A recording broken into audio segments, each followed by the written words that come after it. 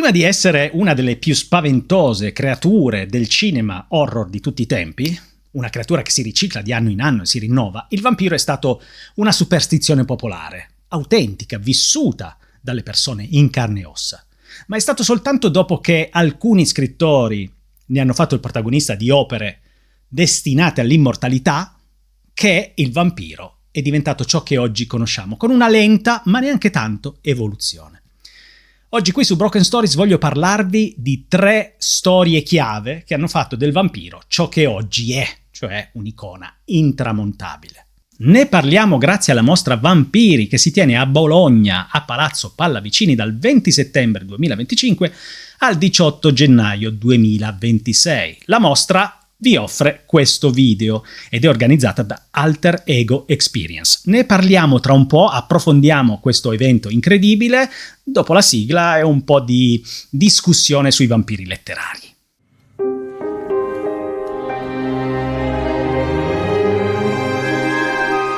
Partiamo dal primo vampiro letterario in prosa veramente famoso, e cioè Il vampiro, che è un racconto del 1819 di John Polidori, il quale concepisce questa storia nella fatidica notte del 1816 in cui si ritrova all'interno di Villa Diodati insieme a una quantità di letterati, tra cui Mary Shelley e Lord Byron.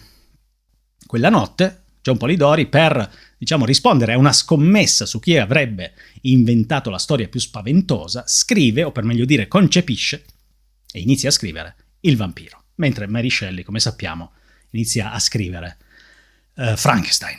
Bene, Il vampiro esce poi nel 1819. Che tipo di storia è? È una storia che stabilisce alcuni elementi chiave destinati appunto a perpetuarsi nel tempo relativi al vampiro. Lord Ruthven è un aristocratico decadente, una figura affascinante e gelida.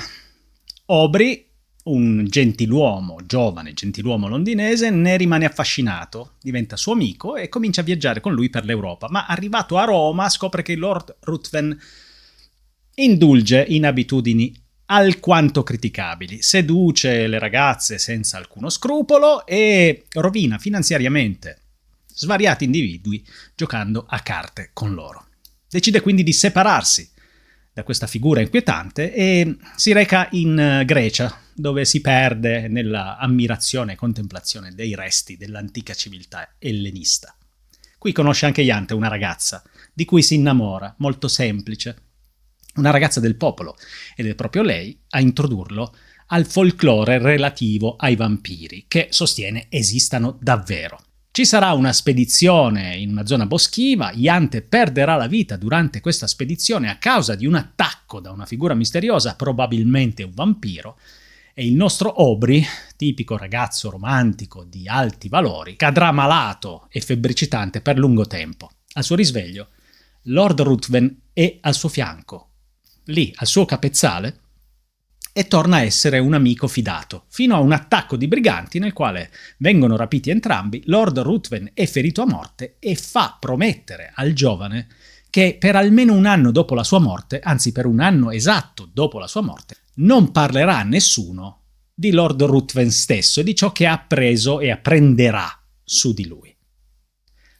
Sepoltura, tumulazione, il nostro Aubrey torna frastornato alla vita di tutti i giorni in Inghilterra, dove però incontra di nuovo Lord Ruthven, redivivo. Dunque è lui il vampiro.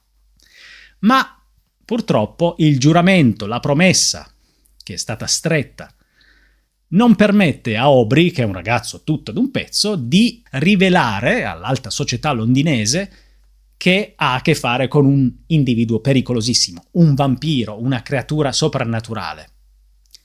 E nelle spire del vampiro stesso finirà sua sorella, sedotta da Lord Ruthven. Non vi racconto il finale, insomma, per non fare completamente spoiler. Questa è una storia che per la prima volta trasforma la figura folclorica del vampiro in un aristocratico. C'è una specie di critica sociale sui nobili stessi che sono succhiasangue veri e propri, che non hanno scrupoli, che vivono soltanto all'insegna del piacere e della propria corruzione morale. Questa è un po' la prospettiva di John Polidori. Arriva poi nel 1872 un tipo di vampiro letterario molto diverso, molto più, se vogliamo, sexy. Ma ora parliamo della Mostra Vampiri, che è lo sponsor di questo video e che ringrazio. La mostra si tiene a Palazzo Pallavicini a Bologna dal 20 settembre 2025 al 18 gennaio 2026. È stata organizzata da Alter Ego Experience, che ha la missione specifica di avvicinare il pubblico alla letteratura e all'immaginario fantastico, quindi perfetto per Broken Stories. La mostra è multimediale e multisensoriale, culturalmente appagante, ma anche appassionante, divertente e in grado di regalare autentici e piacevoli brividi.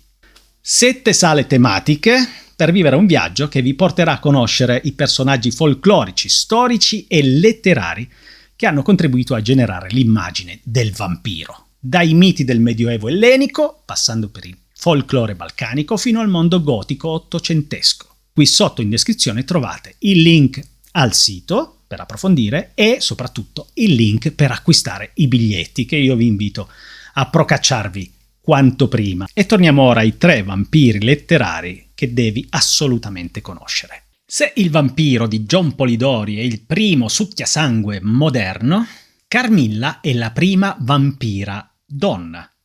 L'autore è Joseph Sheridan Le Fanu, irlandese di Dublino, che ambienta la vicenda in Stiria, cioè in Austria. Ci sono tutti gli ingredienti del racconto gotico: un castello, una ragazza indifesa, i boschi, un cimitero. Nel castello arriva un giorno questa ragazza dopo un incidente con una carrozza e viene ospitata dalla famiglia di Laura, la protagonista narrante.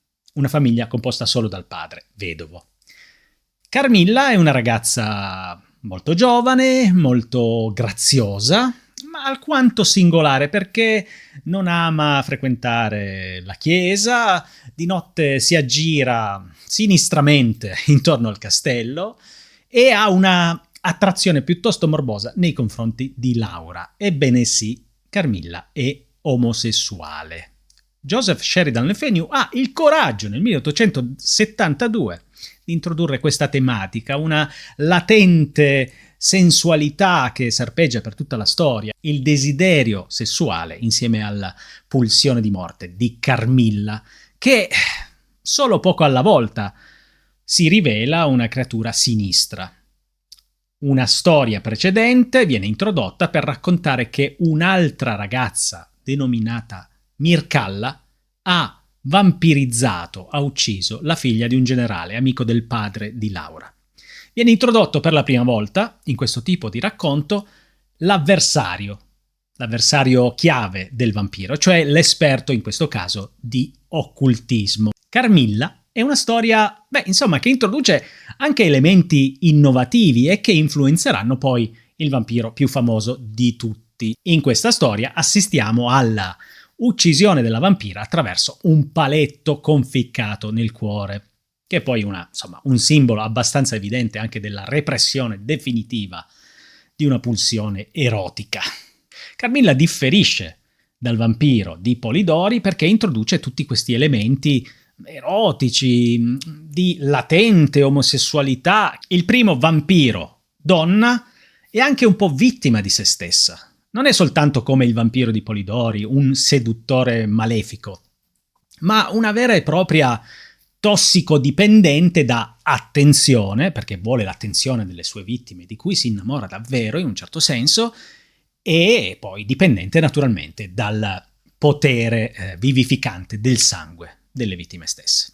È una storia gotica con castelli e cimiteri ed è raccontata, a differenza del vampiro, dalla protagonista, che scrive un diario e quindi ci rivela anche i moti interiori, la sua debolezza, il suo desiderio di avere una vera amica. Ma in questo caso la vampira si dimostra una opportunista che arriva e ti rovina la vita per eternare la propria. Molto semplicemente.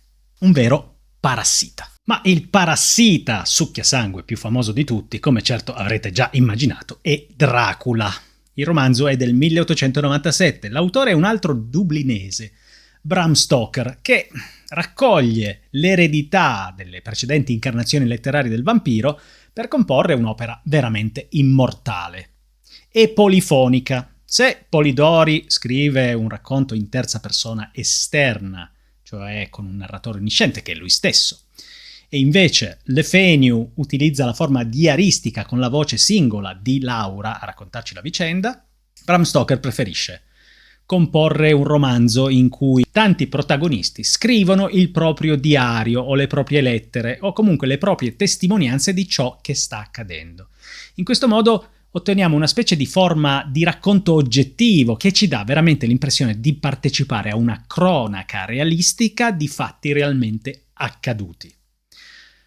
La vicenda è famosa, la conosciamo tutti. Jonathan Harker si reca in Transilvania, in Romania, per far firmare un contratto di compravendita immobiliare al conte Dracula e poi da lì, insomma, lui prigioniero, il conte Dracula che si reca a Londra e inizia lì a vampirizzare l'amica della fidanzata di Harker, la quale diventerà un vampiro. Un gruppo di persone si allea per uccidere questa povera ragazza che è diventata un vampiro, e poi ancora la persecuzione da parte di Dracula di tutta la compagnia di questi eroi che si coagulano, mettiamola così, per sconfiggere questo male che viene dall'estero.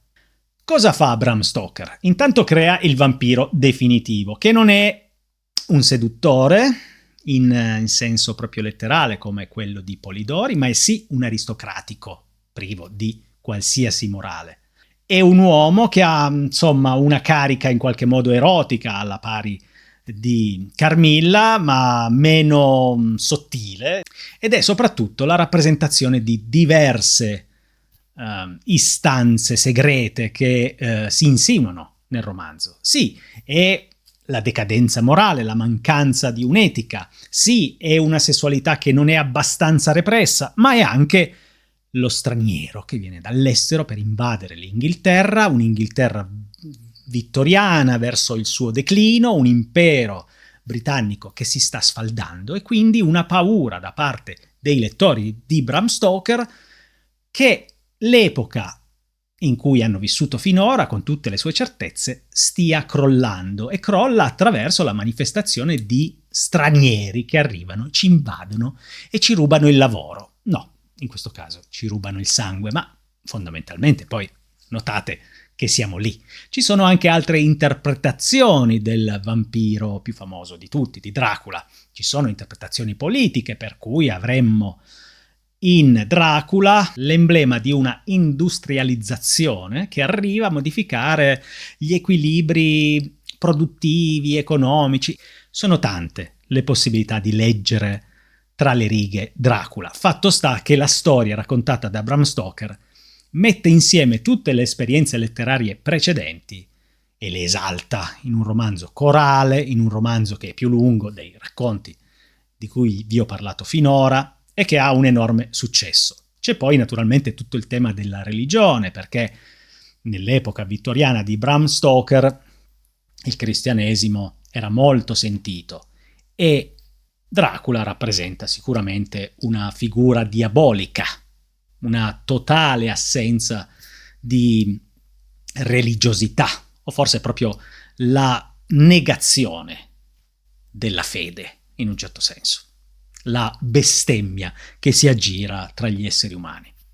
Anche qui abbiamo l'avversario cruciale del vampiro che si incarna nella figura di Van Helsing. Van Helsing è la razionalità che combatte una superstizione medievale, oscurantista, l'assenza della ragione. Come vedete, Bram Stoker ha ereditato una serie di temi, una serie di idee, ed è stato il catalizzatore finale della figura del vampiro, che poi è arrivata immortale al cinema e a noi in tantissime forme diverse, multimediali, fino insomma ai videogiochi, a qualsiasi cosa ci piaccia consumare per provare dei brividi.